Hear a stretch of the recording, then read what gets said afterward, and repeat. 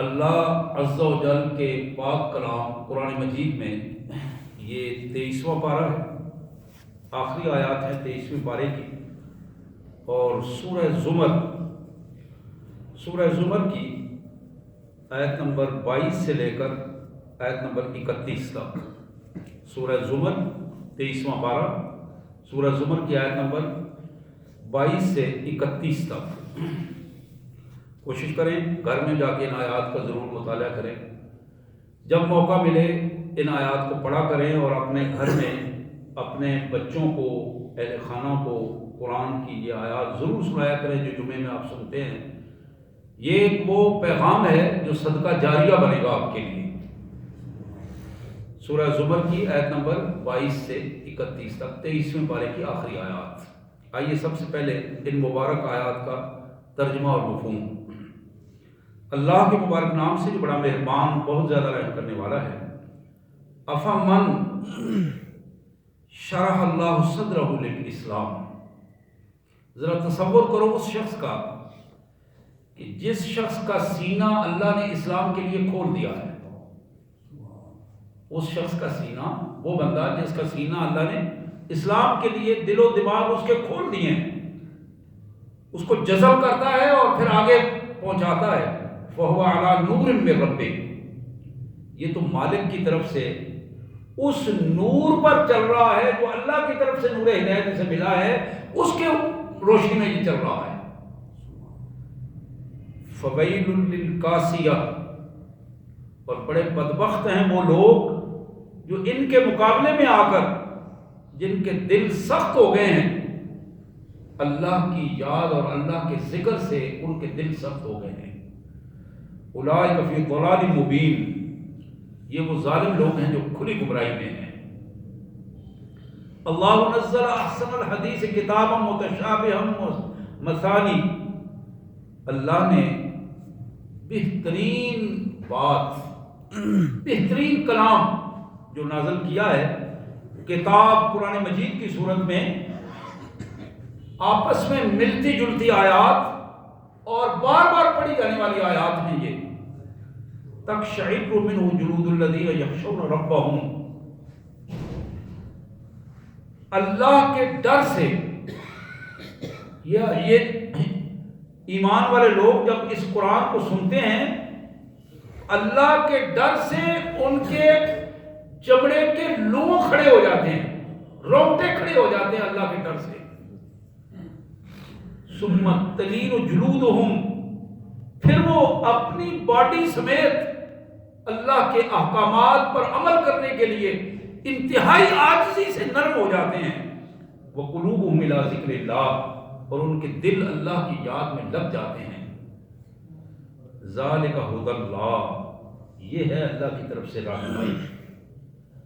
جس کو مالک رہنمائی دے اپنے بندے کو جو اللہ سے رابطہ کرتا ہے، اور اللہ اس کو رہنمائی دے، ذالک ھدی اللہ، یہ اللہ کی رہنمائی ہے۔ یہدی بہ من یشاء، وہ ہدایت دیتا ہے جس کو چاہتا ہے، اس رہنمائی کے لیے اس کے دل و دماغ کھول دیتا ہے، اپنے نور سے اس بندے کی رہنمائی فرماتا ہے۔ وَمَن يُضْلِلِ اللَّهُ فَمَا لَهُ مِنْ هَادٍ، اور لوگوں جس کو اللہ گمراہ کر دے اس کو کون ہدایت دینے والا ہے؟ جو اللہ کو چھوڑ کر دوسروں کے رابطے میں ہو اور اللہ اس کے لیے ہدایت کا دروازہ بند کر دے، اللہ اسے گمراہ کر دے، اسے کوئی ہدایت نہیں دے۔ فَمَا لَهُ مِنْ هَادٍ۔ پھر کائنات کے مالک نے دو اور مثالیں مختصر سی بیان فرمائی۔ أَفَمَن يَتَّقِي بِوَجْهِهِ سُوءَ الْعَذَابِ يَوْمَ الْقِيَامَةِ، اللہ اکبر، کیا وہ شخص قیامت کے دن بدترین عذاب سے جس کے چہرے کو بچا لیا گیا وہ کامیاب شخص ہے؟ اور اس کے مقابلے میں وَقِيلَ لِلظَّالِمِينَ ذُوقُوا مَا كُنتُمْ تَكْسِبُونَ، مشرک لوگ، ظالم لوگوں کو یہ حکم دیا جائے گا کہ آج جو کچھ دنیا کی زندگی میں تم کماتے رہے ہو، جو جو کرتوتیں تمہاری نہیں ہیں، آج انہی کے بدلے کے طور پر تم عذاب چکھو گے اور تمہیں چکھنا پڑے گا، اس عذاب میں مبتلا رہو گے۔ کذب الذین من قبلہم فأتاہم العذاب من حیث لا یشعرون، ان لوگوں سے پہلے بھی ایسے لوگ جنہوں نے اللہ کے کلام کو جھٹلایا، نعوذ باللہ اللہ کے رسولوں کو جھٹلانے کی کوشش کی، فأتاہم العذاب من حیث لا یشعرون، دنیا کی زندگی میں ان کو عذاب نے اس طرح گھیرا ان کے تصور میں بھی نہیں تھا کہ یہاں ہم پھنس جائیں گے، ایسا پھنسایا مالک نے۔ فَأَذَاقَهُمُ اللَّهُ الْخِزْيَ فِي الْحَيَاةِ الدُّنْيَا وَلَعَذَابُ الْآخِرَةِ أَكْبَرُ، یہی وہ ظالم اور مشرک لوگ ہیں جو دنیا میں اللہ کو چھوڑ کر لوگوں کے سامنے ہاتھ پھیلانے والے، اللہ کو چھوڑ کر لوگوں سے امیدیں رکھنے والے، لوگوں کی عبادتیں کرنے والے، مخلوقات کے حضور اپنے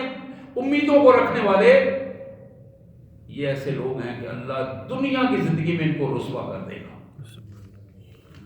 فَأَذَاقَهُمُ اللَّهُ الْخِزْيَ فِي الْحَيَاةِ الدُّنْيَا، یہ خزي کا مطلب ہوتا ہے ذلت و رسوائی کی اتھاہ گہرائیاں، دنیا کی زندگی میں اللہ ان کو ذلت کا عذاب چکھائے گا، وَلَعَذَابُ الْآخِرَةِ أَكْبَرُ، اور آخرت کا عذاب تو اس سے بہت بڑا بدترین ہوگا۔ لَوْ كَانُوا يَعْلَمُونَ، کاش کہ ان کو بات سمجھ میں آ جائے، کاش یہ علم رکھیں، جان جائیں یہ بات کہ ان کے ساتھ کیا ہونے والا ہے ان رویوں کے پاداش میں۔ وَلَقَدْ ضَرَبْنَا لِلنَّاسِ فِي هَذَا الْقُرْآنِ مِنْ كُلِّ مَثَلٍ، لوگوں ہم نے انسانوں کے لیے، اپنی مخلوقات کے لیے اس قرآن میں بے شمار مثالیں مختلف انداز کی بیان کی ہیں، مقصد صرف یہ تھا لعلہم یتذکرون، یہ بات ان کی سمجھ میں آ جائے اور یہ نصیحت حاصل کریں۔ قرآن عربی، یہ قرآن جو عربی زبان میں ہے، غیر ذی عوج، لوگوں اس میں کوئی ٹیڑھ نہیں ہے،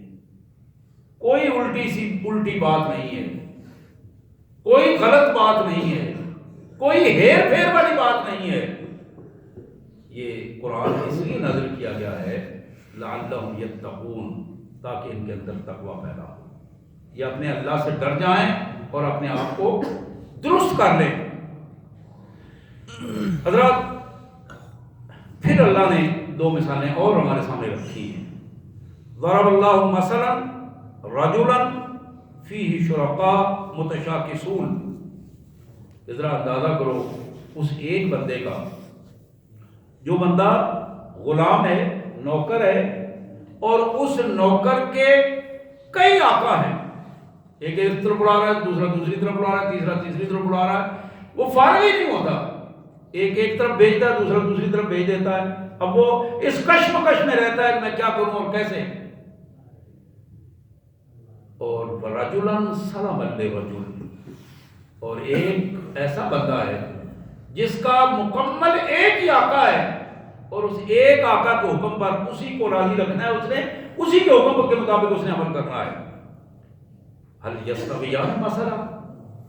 ذرا سوچو تو صحیح کہ کیا یہ دو بندے برابر ہو سکتے ہیں؟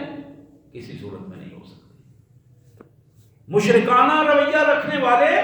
اور اللہ وحدہ شریک کو تسلیم کرنے والے کبھی برابر نہیں ہو سکتے۔ الحمدللہ، تعریف تو صرف اللہ کے لیے ہے، بل اکثرهم لا یعلمون، اکثر لوگ اس بات کو نہیں جانتے۔ پھر دو ٹوک انداز میں دو باتیں اللہ نے آخری آیات میں ارشاد فرمائی، دو ٹوک انداز میں، انک میت وانہم میتون، میرے رسول موت آپ کو بھی آئے گی اور موت ان کو بھی آئے گی۔ یہ جو ظالم مشرک کافر لوگ آپ سے لڑتے جھگڑتے ہیں، آپ کی باتیں سن کر یقین نہیں کرتے، آپ نے بھی ادھر جانا ہے، انہوں نے بھی جانا ہے۔ ثم انکم یوم القیامہ، پھر تم سب قیامت کے دن عند ربکم یختصمون، مقدمے کا فیصلہ مالک کے سامنے آئے گا، تمہارے رب کے سامنے جب مقدمہ پیش ہوگا، پھر وہاں دلائل دیے جائیں گے اور پھر وہاں فیصلہ ہوگا، پھر وہاں سلسلہ بنے گا۔ حضرات یہ آیات تھی سورہ زمر کی، آیت نمبر 22 سے 31 تک کی آیات، جو 23ویں پارے کی آخری آیات ہیں۔ ان کی تلاوت بھی اور ان کا ترجمہ بھی آپ نے سنا۔ بنیادی طور پر آج کے ہماری اس گفتگو میں 2-3 بنیادی باتیں بڑی اہم ہیں، اور ان 2-3 باتوں میں جن کا میں تذکرہ کرنا چاہوں گا، ہمیں اپنا جائزہ لینا ہے کہ ہم کہاں کھڑے ہیں، اور بالخصوص میرے وہ بھائی جن کی عمر 40 سے گزر چکی ہے، 50 سے گزر چکی ہے، 60 سے گزر چکی ہے، انہیں زیادہ سنجیدگی، جائزہ تو سب کو لینا ہے، لیکن انہیں زیادہ سنجیدگی سے جائزہ لینا ہے کہ ہم اپنی منزل کے زیادہ قریب ہو گئے ہیں، اور جب منزل کے قریب آ رہی ہو تو ہماری جیب میں کوئی چیز ہے کہ نہیں، کیا ہم وہاں جا کے کیا دکھا گے، کیا آگے نکلے گی؟ ایسا تو نہ ہو کہ ہمارے پاس ٹکٹ ہی نہ ہو، پاسپورٹ ہی نہ ہو، سرٹیفکیٹ ہی نہ ہو، ویزا ہی نہ ہو، معاملات درست ہی ہم وہاں جائیں تو وہ کہیں اور پھینک دیں اور ہمیں وہاں انتظار کرنا پڑے، جھڑکیں سہنی پڑے اور مار کھانی پڑے۔ اس سے بہت بہتر ہے کہ وقت سے پہلے اپنا جائزہ لیں، دیکھیں کہ ہم کہاں کھڑے ہیں۔ سب سے پہلی بات جو قرآن نے ہمیں بتائی کہ لوگوں، اسلام کے لیے دل اور دماغ کا کھل جانا، یہ وہ بات ہے جو اللہ کے نور علم کے حوالے سے حاصل ہوتی ہے۔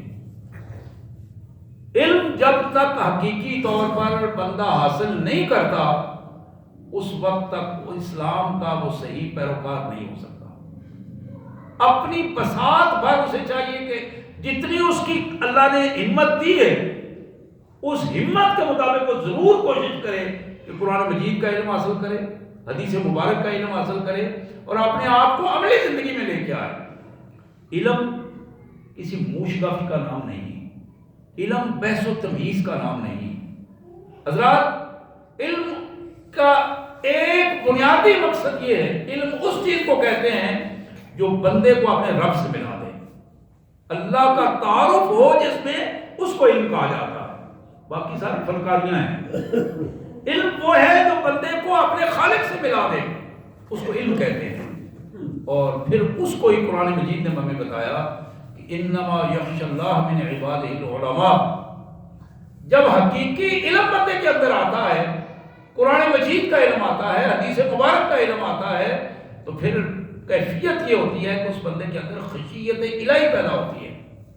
اللہ کا ڈر اور اللہ کا خوف پیدا ہوتا ہے۔ میں یہاں ضمناً ایک بات یہ کہوں، ہمارے ذہن میں یہ رہنا چاہیے، انسان، کسی بندہ مومن کی زندگی میں علم آ جائے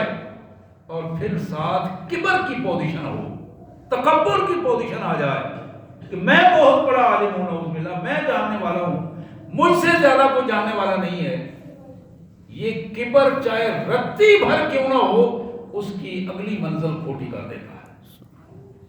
اس کی کامیابی کی منزل کو گہنا دیتا ہے، دھندلا دیتا ہے، کامیابی کی منزل اس کو حاصل نہیں ہو پاتی۔ کبر اتنی بری چیز ہے، محمد کریم صلی اللہ علیہ وسلم کی حدیث مبارک بڑی واضح 2 ٹوک حدیث ہے کہ جس بندے کے دل و دماغ میں، سینے میں ایک رائی کے دانے کے برابر بھی اگر کبر ہے، وہ متکبرانہ رویہ اس نے رکھا ہے، اللہ کے پیارے نبی صلی اللہ علیہ وسلم نے فرمایا کہ وہ جنت کی خوشبو نہیں سونگھ سکے گا، جنت میں نہیں جا سکے گا۔ پھر آپ نے فرمایا حالانکہ جنت کی خوشبو 500 سال کی مسافت سے آئے گی، 500 سال کے سفر کا جتنا حصہ بنتا ہے اس سے دور سے، اتنی دور سے جنت کی خوشبو آئے گی، لیکن اس شخص کو جنت کی خوشبو بھی نہیں، یعنی 500 سال کی مسافت سے بھی زیادہ اس کو جنت سے دور رکھا جائے گا۔ تو حضرات، میں عرض یہ کر رہا تھا کہ سب سے پہلی اور بنیادی بات جس کو محمد کریم صلی اللہ علیہ وسلم نے فرمایا، طالب العلم فریضۃ علی کل مسلم، علم حاصل کرنا ہر مسلمان پر فرض ہے، عورت پر بھی، مرد پر بھی، بوڑھے پر بھی، سب پر، ہر مسلمان پر فرض ہے کہ وہ علم حاصل کرے۔ اور مسلمان کے لیے علم کا منبع جسے کہتے ہیں وہ قرآن و حدیث ہے۔ علم کی بنیاد قرآن و حدیث ہے۔ میں اس حوالے سے توجہ دلاؤں گا اپنی بہنوں کو بھی، آپ کو بھی، کہ لازماً آپ عمر کے کسی حصے میں کیوں نہیں ہیں، آپ لازماً قرآن مجید کے ایک رکوع کا تفسیر کے ساتھ روزانہ مطالعہ کریں۔ اس بات کو عادت بنائیں کہ قرآن مجید زندگی میں اس پوزیشن میں آئے کہ کل ہم جب اپنے اللہ کے حضور جائیں تو ہم یہ پیش کر سکیں کہ مالک میں نے بساط پر قرآن کا مطالعہ کیا تھا، تیری کتاب کا مطالعہ کیا تھا، تیری رضا حاصل کرنے کے لیے میں نے پوری کوشش کی، کمزوری رہی لیکن میری کوشش بھی رہی کہ میں تیرا قرآن پڑھ کے تیرے قریب ہو جاؤں۔ اسی طرح کل جب ہم اپنے پیارے آقا محمد کریم صلی اللہ علیہ وآلہ وسلم سے ملے، یقیناً ملاقات ہوگی، انشاءاللہ ملاقات ہوگی، آپ کی زیارت اور آپ کا دیدار بھی ہوگا، لیکن ان لوگوں کو جو آپ کے سچے امتی ہیں۔ یہ بات ذہن میں رہنی چاہیے، جو لوگ دو نمبری کر رہے ہیں، منافقت کر رہے ہیں، رسول اللہ صلی اللہ علیہ وسلم کا نام لے رہے ہیں لیکن آپ کے ساتھ تعلق درست نہیں ہے، آپ کی سنت پر عمل نہیں کر رہا ہے، آپ کے بتائے ہوئے طریقے کو چھوڑ رہے ہیں، اپنی خواہشات نفس کو یا دوسروں کے کہنے کہلوانے پر چل کر محمد کریم صلی اللہ علیہ وسلم کا راستہ چھوڑ دیا ہے۔ بڑی معروف حدیث، مسلم شریف کی حدیث ہے، بڑی معروف حدیث، آپ کو کئی دفعہ سنائی، پھر میں آج دوہرا دیتا ہوں کہ میرے آقا صلی اللہ علیہ وسلم فرماتے ہیں کہ میرے درخواست پر میرا مالک، میری درخواست پر میں درخواست کروں گا اپنے مالک کے حضور، میرا حوض میدان حشر میں لے آئے اور میں اپنے حوض میں کھڑا ہوں گا اور میں اپنے امتیوں میں سے لوگوں کو اپنے ہاتھ سے پانی پلا رہا ہوں گا۔ اور پھر آپ نے فرمایا فمن شرب لا یظمأ ابدا، جس شخص نے ایک دفعہ میرے ہاتھ سے پانی پیا اس کو پھر پیاس نہیں لگے گی۔ ایک حدیث میں یہ الفاظ آتے ہیں جس نے ایک دفعہ میرے ہاتھ سے پانی پیا جنت میں داخل ہونے تک اس کو پیاس نہیں لگے گی۔ یعنی آپ نے یہ بھی ارشاد فرمایا، دوسرے الفاظ میں خوشخبری بھی ہے، جس نے میرے ہاتھ سے پانی پیا اللہ تعالیٰ اسے جنت میں بھی داخل فرمائیں گے۔ یہ اور زیادہ ایک خوشخبری کی پوزیشن بھی ہے۔ لیکن میرے آقا صلی اللہ علیہ وسلم فرماتے ہیں میں اسی کیفیت میں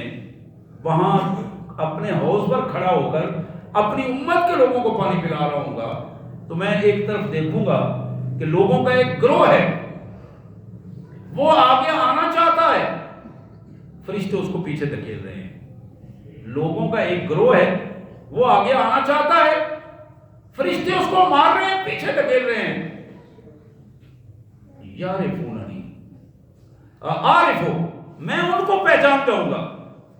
ہم خرم معجلین، یہ لوگ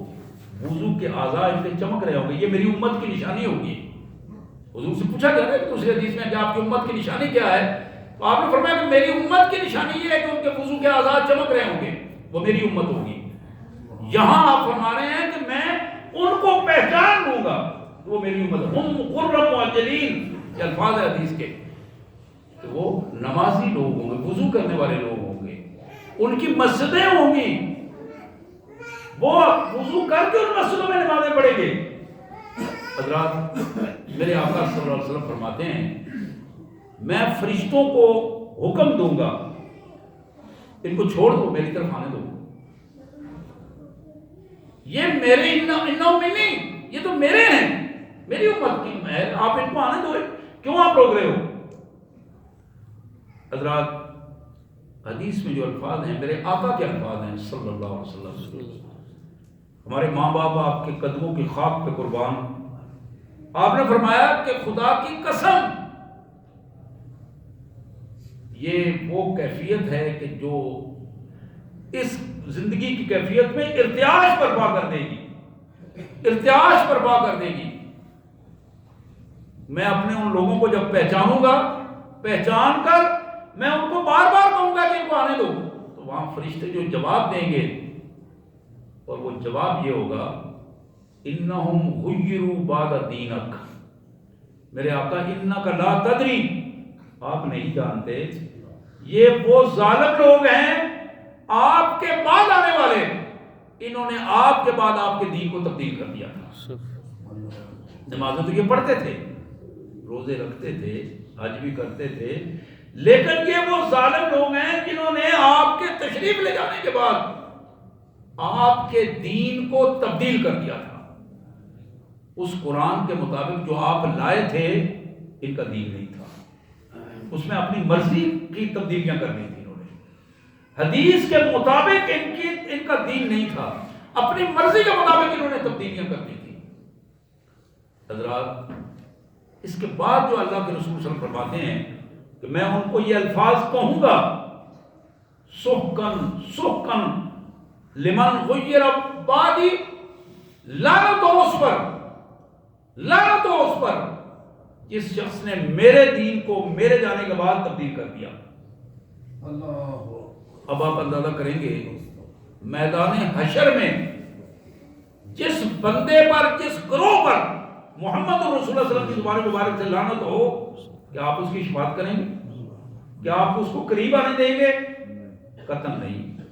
قطعاً ایسا نہیں ہے۔ حضرات، آج وقت ہے، اور اس وقت کو حاصل کرنے کے لیے مجھے اس سے کوئی غرض نہیں آپ کہاں کھڑے ہیں۔ آپ اپنے آپ کو اہل حدیث کہتے ہیں، اپنے آپ کو دیوبندی کہتے ہیں، بریلوی کہتے ہیں، اہل سنت کہتے ہیں، اہل تشیع کہتے ہیں، کہیں بھی کھڑے ہیں، کسی پلیٹ فارم پر کھڑے ہیں، لیکن ایک بات ذہن میں رہنی چاہیے کہ کامیابی حشر کے روز صرف اس شخص کی ہوگی جو محمد رسول اللہ صلی اللہ علیہ وسلم کے راستے پر چل کر آئے گا۔ دوسرے کی کامیابی نہیں ہوگی، دوسرے کی کامیابی نہیں ہوگی۔ اس مارکیٹ میں جو رائج الوقت سکہ چلے گا اس پر صرف محمد رسول اللہ کی مہر ہونی چاہیے۔ امت محمد صلی اللہ علیہ وسلم میں سے جس کے پاس وہ نوٹ ہوگا، وہ سکہ ہوگا، اس کو سودا ملے گا، باقی کو سودا نہیں ملے گا۔ باقی کو 2 نمبری میں گرفتار کر لیا جائے گا، پکڑ لیا جائے گا، یہ بندہ 2 نمبری کر رہا ہے۔ اس ظالم نے تو حضور صلی اللہ علیہ وسلم کے ساتھ ان کے دین کو تبدیل کر دیا تھا۔ اس دین کو حاصل کرنے کے لیے بغیر کسی تعصب کے، بغیر کسی فرقہ بندی کے، میں نے بات کر رہا ہوں کہ اللہ کے نیک بندوں قرآن کی طرف آؤ، حدیث کی طرف آؤ۔ باقی باتیں اپنی جگہ پر، لیکن ہر وہ بات جو اللہ کے پیارے رسول صلی اللہ علیہ وسلم کے ارشاد کے مطابق ہے اسے ضرور قبول کرو، لیکن ہر وہ بات جو محمد رسول اللہ صلی اللہ علیہ وسلم کے ارشاد کے مطابق نہیں ہے، چاہے وہ کتنی خوبصورت کیوں نہیں ہے، اس کو چھوڑ دو، اس کو چھوڑ دو۔ یہی صحابہ کرام کا طریقہ مبارک تھا۔ حضرات، یہی طریقہ مبارک امام مالک رحمۃ اللہ علیہ کا ہے۔ انہوں نے بڑے کھلے الفاظ میں یہ بات کہی کہ لوگوں، میں محمد رسول اللہ صلی اللہ علیہ وآلہ وسلم کے طریقے کے خلاف کسی بات کو قبول نہیں کروں گا۔ مدینہ منورہ میں مسجد نبی میں بیٹھ کر حدیث پڑھایا کرتے تھے، حدیث پڑھا کر یہ الفاظ کہا کرتے تھے کہ یہ بات صاحب قبر کی ہے، اشارہ کر کے کہا کرتے تھے یہ جو میں حدیث پڑھ رہا ہوں یہ محمد رسول اللہ صلی اللہ علیہ وسلم کی حدیث ہے، جن کا وہ روزہ انور ہے، یہ ان کی حدیث ہے، میں اپنی طرف سے کوئی بات نہیں کہہ رہا ہوں۔ حضرات، اسی طرح امام ابو حنیفہ رحمۃ اللہ علیہ، بڑی معروف بات ہے، طے شدہ بات، تسلیم شدہ بات، اور وہ بری ذمہ ہیں، نیک لوگ تھے، اچھے لوگ تھے، بری ذمہ ہیں۔ ان کے الفاظ ہیں، لوگوں، میری کوئی بات اگر محمد رسول اللہ صلی اللہ علیہ وسلم کے کسی ارشاد سے ٹکراتی ہو اس کو اٹھا کر دیوار میں مارو، اور ابو حنیفہ کی بات کو چھوڑ دو، محمد رسول اللہ صلی اللہ علیہ وسلم کی بات کو تسلیم کرو، اس لیے کہ میں ان کا متبع ہوں، میں اپنے آقا کی بات کو تسلیم کرنے والا ہوں۔ اس بات کو کھلے الفاظ میں، دو ٹوک انداز میں امام احمد بن حنبل رحمۃ اللہ علیہ، بہت بڑے امام اہل سنت کہا جاتا ہے، پوری امت کا اتفاق ہے امام اہل سنت پہ، اس لیے کہ سنت کے خلاف جب پوری تحریک چلی،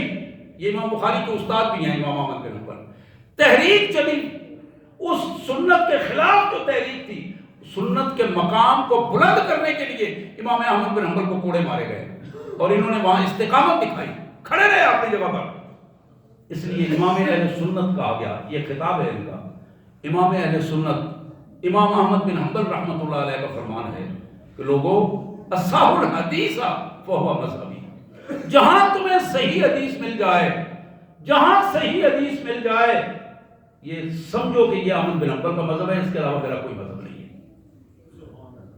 محمد الرسول اللہ صلی اللہ علیہ وسلم کا جہاں فرمان مل جائے، اتھینٹک ہو، حدیث صحیح ہو، صحیح سے مراد ہے کہ ماذ افواہوں سے سنی سنائی بات نہ ہو، سیاستہ کی حدیث ہیں، اتھینٹک حدیث ہو، اور جہاں صحیح حدیث مل جائے اصحاب الحدیث فہو مذہبی۔ حضرات اسی طرح امام شافعی رحمۃ اللہ علیہ، بہت سارے لوگ ان ائمہ مبارک کے اساتذہ کرام ہیں، وہاں بھی ان ائمہ مبارک کے اساتذہ کرام، ان کے ماننے والے، ان کی رائے پہ عمل کرنے والے، ان کے دیے ہوئے درس و تدریس کو ماننے والے، امام شافعی رحمۃ اللہ علیہ، امام احمد بن حنبل رحمۃ اللہ علیہ، امام ابو حنیفہ رحمۃ اللہ علیہ، امام مالک رحمۃ اللہ علیہ، ایک ایک فرق اپنی جگہ پر علم کا اور تقوی کا پہاڑ ہے۔ امام شافعی رحمۃ اللہ علیہ نے فرمایا لوگوں یہ بات نوٹ کر لو، شافعی کے ہاں وہی چیز مستند ہے جو محمد الرسول اللہ صلی اللہ علیہ وسلم کے وہاں آئی، دوسری کوئی رائے نہیں ہے، کوئی چیز نہیں ہے۔ حضرات میں یہ عرض کر رہا تھا کہ یہ پہلی بات جو ہمارے سامنے آئی، افمن شرح اللہ صدرہ للاسلام فہو علی نور من ربہ، یہ بندہ جس کا سینہ دل و دماغ اللہ نے اسلام کے لیے کھول دیا ہے، یہ اللہ کی طرف سے ایک نور ہدایت لے کر چل رہا ہے، اس کے روشنی میں چل رہا ہے،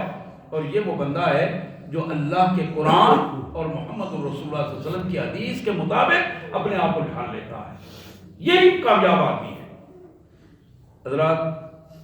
دوسری بات جو ہمارے آج کے ان آیات میں دوسرا سبق جو ہمیں ملتا ہے، اللہ نزل احسن الحدیث کتابا متشابہا مثانی تقشعر منہ جلود الذین یخشون ربہم ثم تلین جلودہم وقلوبہم الی ذکر اللہ ذالک ھدی اللہ یہدی بہ من یشاء ومن یضلل اللہ فما لہ من ہاد۔ اللہ نے یہ کتاب جو اتاری ہے یہ اس کائنات میں بہترین کلام ہے، اس جیسا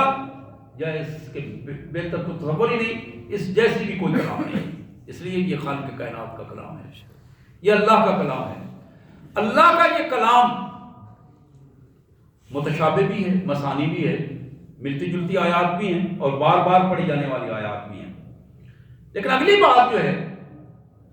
کہ ایمان والے جتنے شعور کے ساتھ اس میں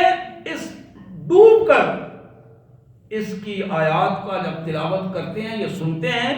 تقشعر منہ جلود الذین یخشون ربہم، اللہ کی خشیت سے، اللہ کے ڈر سے ان کے رونگٹے کھڑے ہو جاتے ہیں۔ یہاں ہمیں اپنا جائزہ لینا ہے کہ ہمارا رویہ قرآن کے ساتھ کیا، ہمیں تو پتہ ہی نہیں ہوتا قرآن کیا کہہ رہا ہے، ہمیں تو معلوم ہی نہیں ہوتا۔ امام صاحب پڑھ رہے ہیں، ہمیں نہیں پتا ہوتا وہ کیا پڑھ رہے ہیں، ہم خود سورہ فاتحہ پڑھ رہے ہیں، ہمیں خود نہیں اندازہ ہوتا، ہمیں یہ نہیں پتا ہوتا سبحان ربی الاعلی ہم پڑھ رہے ہیں اس کا کیا مفہوم ہے، سبحان ربی العظیم پڑھ رہے ہیں اس کا کیا مفہوم ہے، اشہد ان لا الہ الا اللہ وحدہ لا شریک لہ پڑھ رہے ہیں اس کا کیا مفہوم ہے۔ حضرات رونگٹے تب کھڑے ہوں گے، اثرات تب مرتب ہوں گے جب وہ علم حاصل ہوگا اور اس کے مطابق ہم غور و فکر کریں گے۔ یہاں اس چیز کو قرآن نے کہا کہ علم حاصل کرو گے، بات سمجھو گے، پھر وہ بات تمہارے دل و دماغ پر اثر انداز ہوگی، اور پھر ثم تلین جلودہم وقلوبہم الی ذکر اللہ، دل، دماغ اور پوری باڈی، پورا جسم، جلودہم، پوری جلد جسم کی، یہ ساری چیزیں ایک ہی پیج پر آ کر،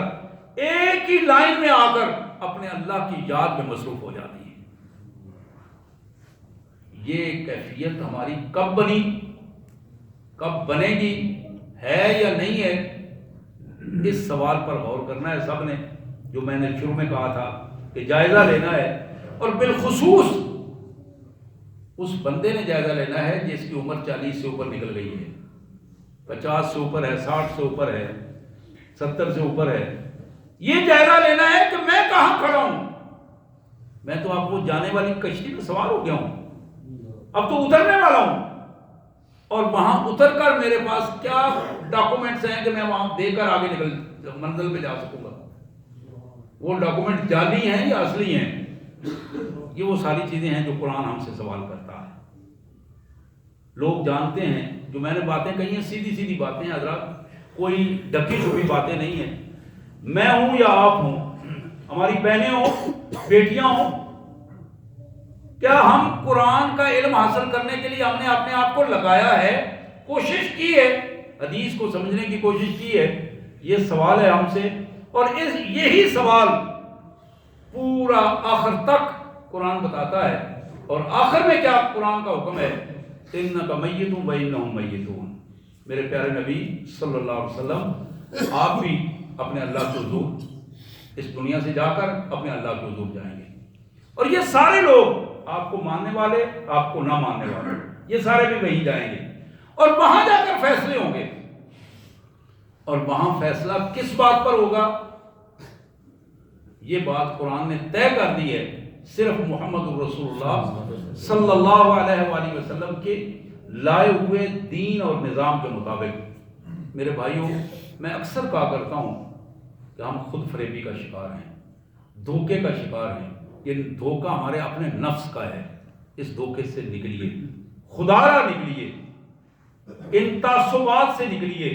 یہ جو ہمارے مذہبی تعصبات ہیں، میں نے پہلے نام لے کے آپ سب کو عرض کیا، یہ تعصبات سے نکلیے اوپر۔ دین اہل حدیث ہونے یا دیوبندی ہونے یا بریلوی ہونے کا نام نہیں ہے، دین مسلمان ہونے کا نام ہے، اسلام کا نام ہے، قرآن کا نام ہے اور سنت کا نام ہے، اور اپنے آپ کو قرآن و سنت کے مطابق لائیے۔ میں نے پہلے کہا، جہاں بھی جس پلیٹ فارم پر آپ کھڑے ہیں، آپ پوری جرات مندی سے اپنے اللہ کے حضور درخواست کیجئے، عز و انکساری سے درخواست کیجئے کہ مالک میں سیدھا راستہ چاہتا ہوں، یا اللہ میں ہدایت چاہتا ہوں، یا اللہ میری آخرت نہ ڈوب جائے، یا اللہ میری موت آسان ہو، میری قبر کی کیفیت آسان ہو، یا اللہ کل قیامت کے دن میرے آقا صلی اللہ علیہ وسلم کے حوض سے مجھے پانی پلانا ایسا نہ ہو کہ وہاں سے میں پانی نہ پی سکوں۔ یہ دعائیں اپنے رب سے کریں، رو کر دعائیں کریں، تاکہ ہمیں وہ اس راستے سے ہم الگ نہ ہو جائیں، ٹیڑھا پن نہ ہو جائے، اس راستے ہدایت کے راستے سے ہم دور نہ ہو جائیں۔ حضرات، یہی ہمارا آج کا